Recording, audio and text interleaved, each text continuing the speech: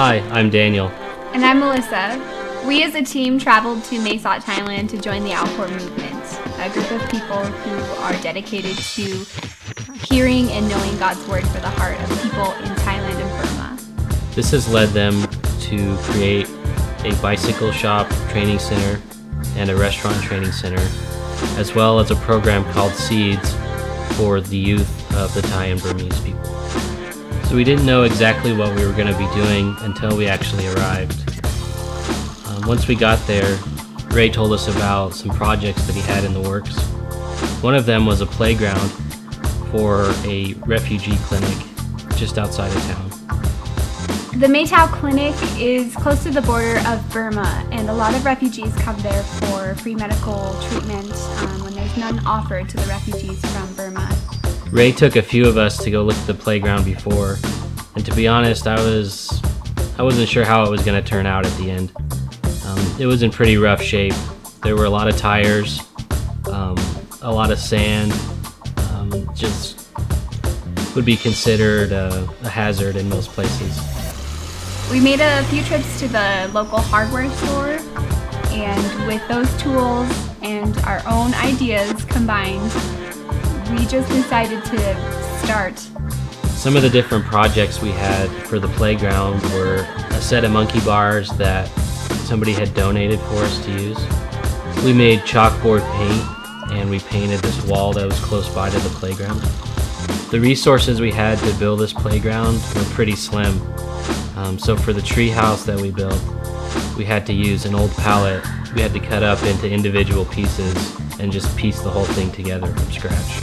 I myself got to work on the sand pit. It was so amazing to see the reaction of kids once you put a pile of sand together and boarded it with some tires. One of the other features that we built for the playground was the giant metal box. We weren't sure exactly how to use that, but we used a lot of the tires and bolted them to the box so that they could climb up on top of it. We wanted this playground to be very fun, not just to play on, but also to look at. There was a lot of painting in this project. Before we even saw the playground itself, we began painting a lot of the tires and materials that we had back at the space over at Famous Ray's. We began painting, we finished with painting, and there was a lot of painting in between. When we first started working on the playground area, there wasn't any kids to be found. But once we started putting up a few of the projects, like the tire swing, and started working on the sandbox, kids just flocked to it. In fact, it was hard for us to finish the work because there were so many kids that just wanted to play on it while we were painting it. The day that we walked out as a team from that playground feeling like we had accomplished our project, all we could see looking behind us was a bunch of kids enjoying a safe place to play. We really felt like God had placed us there to give them that space and to give them that opportunity to be a kid. Burma. We crossed the border one day with Ray, our whole team, and the first place that we went to was a brick building village. We actually got to see the village making the bricks that they're famous for making. They're like well-oiled gears to one machine, just cranking out bricks all day long, thousands and thousands of these clay bricks. We were welcomed into one of the huts where there was a lady there who had just given birth a few weeks before we arrived. Her and her family welcomed us in. From there we were able to pass out different items from toothbrushes and toothpaste, medical items. We wanted to make a presence so that we could meet their physical needs. And then after we passed out those items, we asked if anybody was willing to pray with us so that we could meet their spiritual needs. Shortly after, we got to go to a leper village. There is one lady who's much older, and she's called Grandma, and she already knows Jesus. And we got to sit around and we got to pray.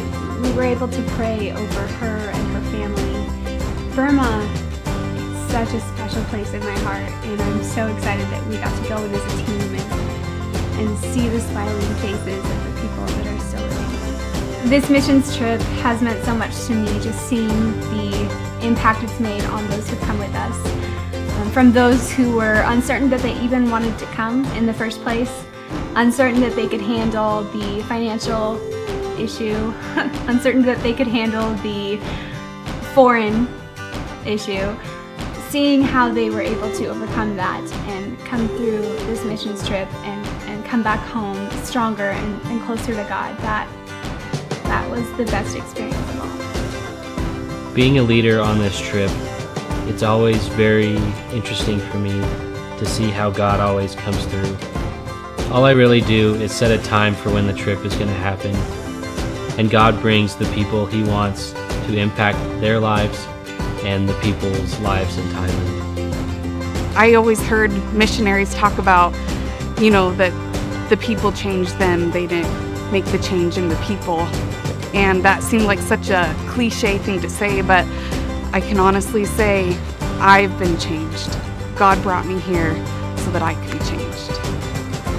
So if you've ever thought about doing a missions trip, if God has ever placed that on your heart, I pray that you'll go with that calling and that lead. Experiencing these missions trips is unlike any other experience. And I would say if there's any inkling, any whisper in your heart, any intention of seeing what God is doing all over the world, just do it. Listen to Him when He says go. Because there's a big world out there, and God is in every single inch of it. And you can only experience Him if you go.